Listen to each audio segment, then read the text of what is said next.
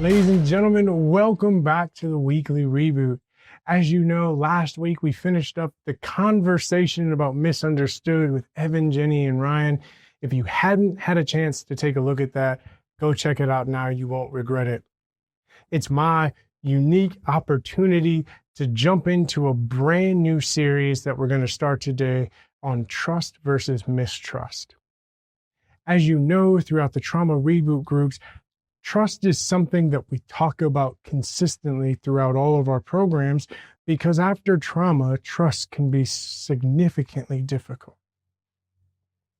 Over the next few weeks, we are going to look at trust, look at what happens when trust is broken, and most importantly, we are going to band together and regain our ability to trust in ourselves, trust in each other, and trust in God. But as we start off this first week, we're actually going to come at it from a different angle. See, we're going to come at it from the lens of mental health. In the 1950s, Erickson released a theory on the psychosocial stages. And as he developed this and launched this, it is still taught today in colleges and schools all around America, specifically in social work and mental health. Now, there are 8 stages of the psychosocial development. We're not going to get into all 8 stages. Bluntly, I just don't have enough time. It could be a whole series on its own.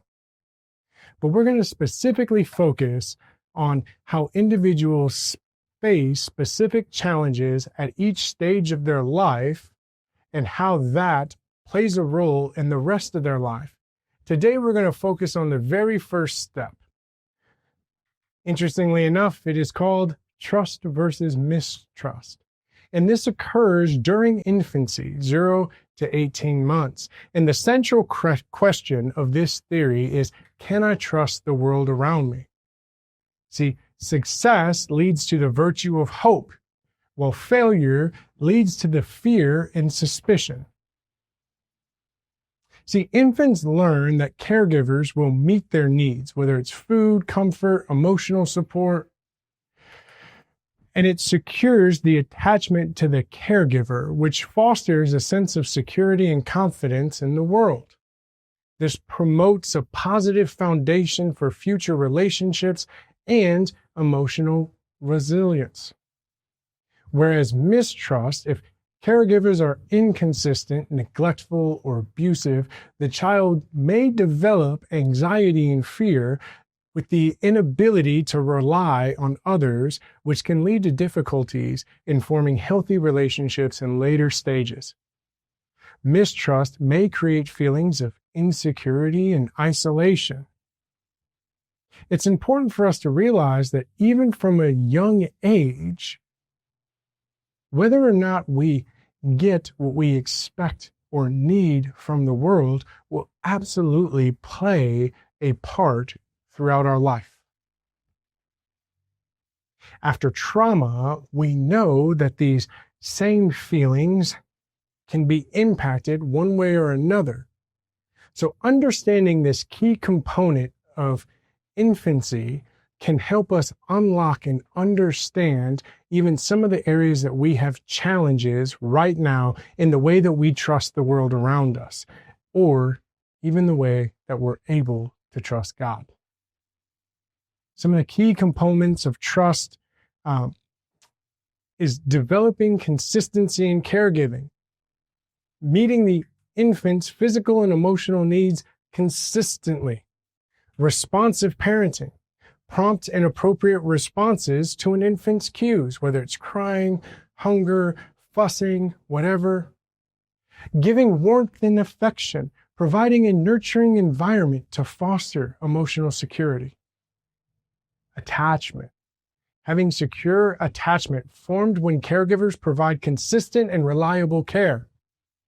See, the impact of trust versus mistrust on later development relies on this. Healthy trust leads to emotional stability and confidence in forming relationships. Oftentimes, you'll have a positive outlook on the world around you. Belief that others can be trusted. whereas a lack of trust can manifest anxiety, insecurity, and fear in future relationships. There's a potential for difficulty trusting others, forming attachments, and managing emotions. When we stop and look at the examples of healthy versus unhealthy development, healthy trust example is an infant who is regularly comforted when distressed, fed on time, held lovingly, which helps develop confidence in the world. Even something as simple as when their diaper is wet or messy, having that diaper changed. For an example of mistrust is an infant whose needs are frequently ignored or inconsistently met. Oftentimes they grow up to doubt others' reliability, leading to a fear and insecurity. There's even cultural and environmental factors in not only the differences in parenting, but in the difference of what that means. So different cultural expectations and practices in infant care can impact the development of trust or mistrust.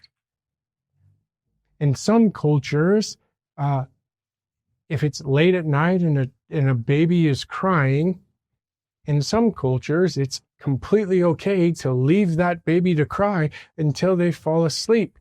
Some even call it sleep training. In some cultures, it is okay for a baby to be distraught or fussy, and it's just expected. Whereas in other cultures, as soon as a baby cries, the expectation is that the parent responds to the need of the child. And with babies, it's kind of simple. There's really three things to check. Is it hungry? Does it need changed? Or does it just need soothed or held or attention? See, these cultural values may influence how much emotional or physical closeness is expected in caregiving. When we look at the environmental factors, things like socioeconomical status and stress levels, the overall family stability can affect caregivers' ability to meet an infant's needs. It's important that we understand the role of caregivers and the social environment that primary caregivers have. Parents, extended family members, and others in the immediate environment are key in providing security. As you know from trauma reboot groups, military reboot, or first responder, it is super important that somebody feels stability and support. A stable caregiving environment is crucial for healthy psychological development. And that support system of the caregivers, whether it's the extended family community, also impacts the infant's development. There are consequences of failing to develop trust, emotional and behavioral consequences. See, greater vulnerability to anxiety, depression, and distrust in others. Challenges in forming healthy interpersonal relationships, long-term impact on development. A foundation of mistrust can create challenges in every stage of a human being's life and in every stage of Erikson's theory, whether it's autonomy versus shame and doubt, initiative versus guilt. I encourage you to check out the rest of this theory by Erikson to find out some of the stages, because it's interesting to take what you've learned throughout your reboot group and throughout the rest of the weekly reboots and look at this framework for psychosocial development. How does this all apply to real life situations? How do we provide interventions that promote the building of positive trust? See, there's early intervention for at-risk children, whether that be those who are neglected, those who have inconsistent caregiving. We can support them. We can support attachment in building relationship with them. We can help support the parents with parenting classes and support groups for new parents. Throughout early childhood, where we can provide education, the importance of consistency, empathy, responsiveness, even throughout the daycare setting. I want to recap some of the key points of trust versus mistrust. See, in the foundational stage of Erikson's psychosocial theory, there is a secure attachment formed during the infancy years that sets a tone for later emotional health. Caregivers play a critical role in ensuring that trust is established. It's important that we understand the significance of this early stage, which helps promote the development of healthier, well-adjusted individuals who are capable of trusting and forming positive relationships. As we take what we've learned about the impact of trauma and what it has on us, and we also now understand through Erikson's theory that from a young age, trust is either built or it's not. Interestingly enough, you had little to do with the formation of this trust in your life. See, you had to rely on the people around you, the people closest to you, the people that in your time of need you depended on. Some of you, throughout your life and some of the trauma that you have faced that led you to a reboot, you found yourself in a similar situation.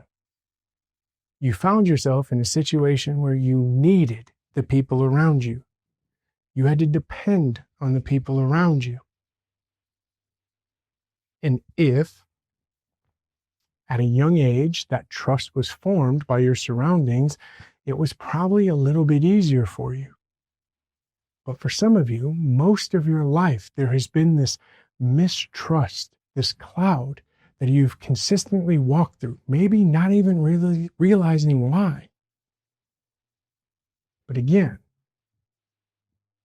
it's formed at such a young age that there's really nothing you could do about it. But the good news is, over the next few weeks, together, we are going to not only understand and educate ourselves on trust versus mistrust. We're not only going to understand how trust is impacted by trauma, but together we are going to be able to identify that cloud of mistrust and, most importantly, overcome together.